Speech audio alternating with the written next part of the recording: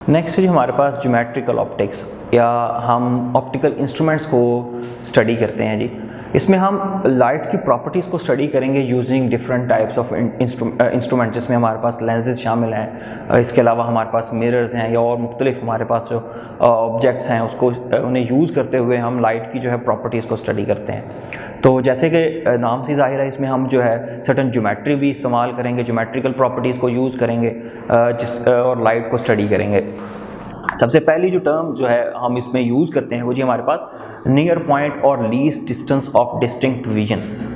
तो जी near point क्या है या the least distance of distinct vision क्या है कि जी minimum distance from the eye at which an object appear to be distinct, कि जी वो हमारी आँख से वो क्लोजेस्ट डिस्टेंस जहाँ पर जो है किसी भी ऑब्जेक्ट को आप क्लियरली डिस्टिंक्टली ऑब्जर्व कर सकते हैं उसकी नॉर्मल लेंथ और पोजीशन के अकॉर्डिंगली, तो जी वो डिस्टेंस है हमारे पास least distance of distinct vision, जिसको हम नियर पॉइंट भी कहते हैं। और एक नॉर्मल ह्यूमन आई के लिए जो नियर पॉइंट है ये 25 सेंटीमीटर होता है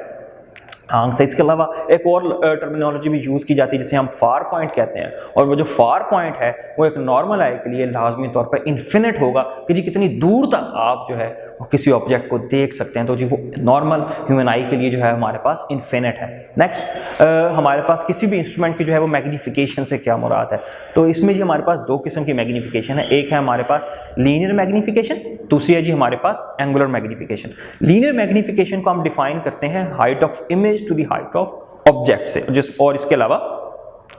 अगर आप जो है वो डायग्राम में देखें कि हमारे पास एक ऑब्जेक्ट है जिसकी हाइट जो है वो HO है, और लाइट जो है वो लाइट रेज हम 3 लाइट रेज जनरली लेते हैं जो है ना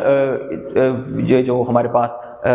जो पैटर्न है उसे दिखाने के लिए जो हमारे पास इमेज बन रहा है ऑब्जेक्ट से उसे शो करने के लिए। तो जो आपके पास लाइट रेज हैं वो एक जो है वो parallel to the principal axis जाती है, दूसरी जो है वो जो है लेंस के सेंटर से पास करती है, थर्ड जो है वो प्रिंसिपल फोकस से होती है जो है वो इमेज तक जा रही है और इमेज की कंस्ट्रक्शन हो रही है। अब यहाँ पर अगर आप देखें तो ऑब्जेक्ट से लेंस तक का जो फासला है उसे P से रिप्रेजेंट किया गया है, लेंस से जो है वो इमेज तक का जो फासला है उसे Q से रिप्रेजेंट किया गया है, और दोनों तरफ लेफ्ट और राइट जो है हमारे पास प्रिंसिपल फोकस हैं उनसे जो डिस्टेंस है उसे वो in general f small f से रिप्रेजेंट किया है जो कि फोकल लेंथ है। अब यहाँ पर अगर आप देखें तो जो मैग्नीफिकेशन है उसको डिफाइन हम करेंगे जी HI divide by HO, height of image divide by height of object, और इसको इस तरह से भी डिफाइन करते हैं Q डिवाइड बाय P। इसके अलावा अगर आप जो है वो एंगुलर मैग्नीफिकेशन कैलकुलेट करना चाहें तो उसके लिए हम जो है वो एंगल्स की फॉर्म में जो है कैलकुलेशंस करेंगे, जिसमें बीटा जो है वो एंगल है थ्रू सर्टन हमारे पास इंस्ट्रूमेंट, और अल्फा जो है वो एंगल है हमारे पास नेकेड आई से, यानी कि आप सिर्फ और सिर्फ ऑब्जेक्ट को देखते हैं किस एंगल्स से देखते हैं हमारे पास एंगल होगा। और हम इसमें क्योंकि हमारे बीटाज और अल्फाज जो हैं हम जनरली बहुत स्मॉल लेते हैं, तो इसलिए हम इस रिलेशन को टेंजेंट बीटा और टेंजेंट अल्फा से डिवाइड बाय टेंजेंट अल्फा से भी रिप्लेस कर सकते हैं। इसके अलावा जी रिजॉल्विंग पावर जो है किसी भी इंस्ट्रूमेंट की उससे क्या मुराद है, तो जी रिजॉल्विंग पावर में हम क्या देखते हैं कि जी कोई ऑब्जेक्ट जो हैं वो जो एक दूसरे के करीब रखे गए हैं, कोई इंस्ट्रूमेंट जो है कितनी रेजोल्यूशन के साथ रिजॉल्व करते हुए उन दो पॉइंट्स को सेपरेटली दिखा सकता है, तो जी ये जो है उस इंस्ट्रूमेंट की रिजॉल्विंग पावर को डिफाइन करेगा, यानी कि ability to reveal the minor details of the object जो है उसे हम रिजॉल्विंग पावर कहते हैं। रिले फार्मूला जो है उसमें जो हमारे पास रिजॉल्विंग पावर है उसे कैलकुलेट करने के लिए हम जो रिलेशन यूज़ करते हैं वो ये है जी R इज इक्वल टू 1/अल्फा मिनिमम, और अल्फा मिनिमम जो है वो इक्वल होता है 1.22 लैम्डा डिवाइड बाय डी के। तो हमारे पास जो आर के लिए यानी कि रिजॉल्विंग पावर के लिए जो फॉर्मूला आ जाएगा फॉर अ सर्टेन लेंस वो हमारे पास होगा जी डी, यहाँ पे जो है डायमीटर है लेंस का, लैम्डा जो है वो हमारे पास है जी यहाँ पर वेवलेंथ ऑफ लाइट जिसको आप इस्तेमाल कर रहे हो। तो जी हमारे पास जो रिजॉल्विंग पावर है आर वो इक्वल होगी डी डिवाइड बाय 1.22 लैम्डा के। इसके अलावा डिफ्रैक्शन ग्रेटिंग और ग्रेटिंग स्पेक्ट्रोमीटर के लिए जो हम रिलेशन यूज़ करते हैं रिजॉल्विंग पावर का वो है जी हमारे पास R is equal to lambda divide by lambda 2 minus lambda 1 या lambda divide by delta lambda. ये जो इसमें जो लैम्डाज हैं लैम्डा 1 लैम्डा 2 और लैम्डा ये बहुत ज़्यादा क्लोज होती हैं, और यही जो क्लोजनेस है ये उसकी जो रिजॉल्विंग पावर है उसको बढ़ाती है। अच्छा जी, इसके अलावा डिफ्रैक्शन रेटिंग के लिए हम रिलेशन जो यूज़ करते हैं वो n इंटू एम है। जो नंबर ऑफ हमारे पास जो हैं वो स्लिट्स हैं डिफ्रैक्शन रेटिंग पे, अगर उसको हम m से मल्टीप्लाई कर देंगे तो हमारे पास जो है वो डिफ्रैक्शन रेटिंग के लिए रिजॉल्विंग पावर आ जाएगी। अब लास्ट पे एक आपको जो है डायग्राम नज़र आ रही है, उसमें स्टार्ट में हमारे पास जो है दो जो है वो वेव्स हैं जो एक ही जगह पर इकट्ठी हैं, दो इंटेंसिटीज जो हैं वो एक जगह पर इकट्ठी हैं, लेकिन आप उन्हें रिजॉल्व करके नहीं देख सकते, वो मिक्स नज़र आ रही हैं। लेकिन जैसे जैसे आप इंस्ट्रूमेंट को चेंज करते चले जाएंगे, अब वो इंस्ट्रूमेंट के चेंज करने से क्या हो रहा है जी, वो उस इंस्ट्रूमेंट की रिजॉल्विंग, जिसकी रिजॉल्विंग पावर ज़्यादा है, वो उन सेम इंटेंसिटीज़ को जो है वो जो एक जगह पर नज़र आ रही हैं उनको जो है वो सेपरेट दिखा रहा है। तो जी हमारे पास जो लास्ट में जो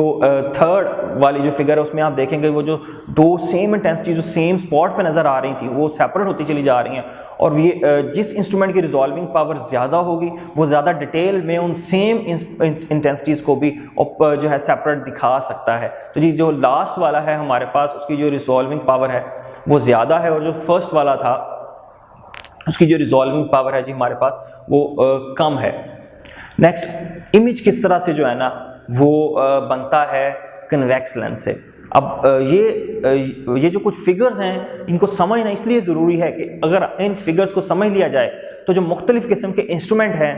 ज्योमेट्रिकल इंस्ट्रूमेंट्स जो हैं जिनको हम इस्तेमाल करते हैं, जिसमें हमारे पास कंपाउंड माइक्रोस्कोप है, जिसमें हमारे पास टेलीस्कोप है, उसकी कंस्ट्रक्शन और उसकी वर्किंग को समझना आसान हो जाता है। सबसे पहली जो फिगर है हमारे पास जो है, हमारा जो ऑब्जेक्ट है वो 2f से बियॉन्ड है। अगर ऑब्जेक्ट जो है वो 2f से बियॉन्ड हो, f जो है वो हमारे पास प्रिंसिपल फोकस है हमारे लेंस के लिए, तो जी जो इमेज है वो हमेशा बनेगा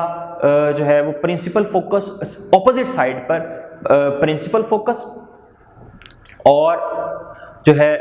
2f के दरमियान। अब यहाँ पर क्योंकि हमारा ऑब्जेक्ट जो है उसे इन्फिनिट कंसीडर किया गया है कि जी वो इन्फिनिट पोजीशन पे है, तो इमेज जो है वो नियरली प्रिंसिपल फोकस के ऊपर जो है ना आपको बनता हुआ नजर आ रहा है ऑपोजिट साइड पे। इसके अलावा अगर ऑब्जेक्ट ये जो इमेज है हमारा वो साइज में स्मॉल है, इसके अलावा जो है इन्वर्टेड है, और ये इमेज जो है ये रियल है। इन्वर्टेड इमेज जो है इन जनरल जो है वो रियल होते हैं, और जो हमारे पास जो है अपराइट इमेजेस होते हैं वो इन जनरल वर्चुअल इमेजेस जो हैं वो होते हैं। इसके अलावा ये जो इमेज है इसका साइज जो है वो कम है, लेकिन अगर हमारा ऑब्जेक्ट एग्जैक्टली 2f पे हो तो जो इमेज है वो भी एग्जैक्टली 2f पे होगा, और जो इमेज का जो साइज है वो ऑब्जेक्ट के साइज के बिल्कुल सेम होगा। इमेज जो है वो इन्वर्टेड होगा और रियल होगा। और अगर हमारा ऑब्जेक्ट जो है वो 2f और f के दरमियान आ जाए, यानी कि हम स्टडी कर रहे हैं जी, हम एक लेंस से इन्फिनिट डिस्टेंस के ऊपर पहले एक ऑब्जेक्ट को रखा, फिर 2f पे ले आए, फिर 2f से आगे फर्दर चले गए, तो 2f और f के दरमियान अगर हमारा ऑब्जेक्ट हो तो जो इमेज है वो 2f से बियॉन्ड बनेगा